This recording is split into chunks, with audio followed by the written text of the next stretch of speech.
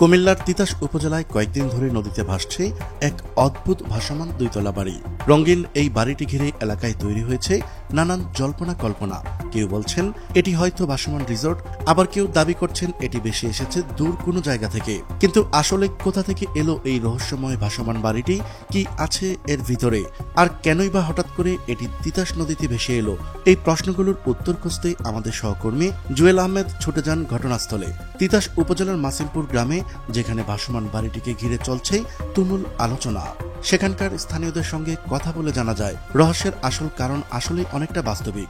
Drum, বাঁশ, tin ও ত্রিপল দিয়ে তৈরি বাড়িটি মূলত মুরগি চাষের জন্য তৈরি করা হয়েছিল।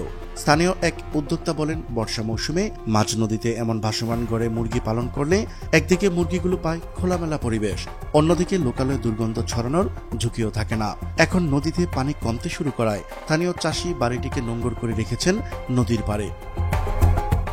বাড়িটির ভেতরে পাওয়া গেছে মুরগির খাঁচা, পানির ট্যাঙ্ক আর কিছু খাদ্য সংরক্ষণের ড্রাম। দ্বিতীয় তলায় রয়েছে নিরাপত্তা কর্মী বা চাষির থাকার ব্যবস্থা। দেখেই বোঝা যায় এখানে একসময় নিয়মিত খামারি কাজ করতেন। কিন্তু এখন নদীর পানি কমতে থাকায় চাষি এটি নোঙর করে রেখেছেন তার নিজ বাড়ির সাথে, যাতে কাঠামো ক্ষতিগ্রস্ত না হয়। ফলে মনে হচ্ছে যেন রঙিন দুইতলা একটি বাড়ি নদীর বুকে ভাসছে। এমন অভিনব উদ্যোগে যেমন এলাকায় কৌতূহল বেড়েছে, তেমনি প্রতিদিন শত শত মানুষ আসছে বাড়িটি দেখতে। কেউ ছবি তুলছেন, কেউ ভিডিও বানাচ্ছেন, আর কেউ ভাবছেন এই ধারণা যদি আরো বড় পরিসরে ব্যবহার করা যায়, তাহলে বন্যাপ্রবণ এলাকায় ভাসমান খামার হতে পারে এক নতুন দিগন্ত। তেমনি কেউ বলছেন এই ভাসমান বাড়িটি হয়তো ভবিষ্যতে ভাসমান খামার ব্যবস্থার নতুন দিগন্ত খুলে দিতে পারে। শেষ পর্যন্ত রহস্যের জট খুললেও তিতাসের এই ভাসমান বাড়িটি এখনো দর্শনার্থীদের কাছে এক অনন্য আকর্ষণ। প্রিয় দর্শক, আজ এই পর্যন্তই।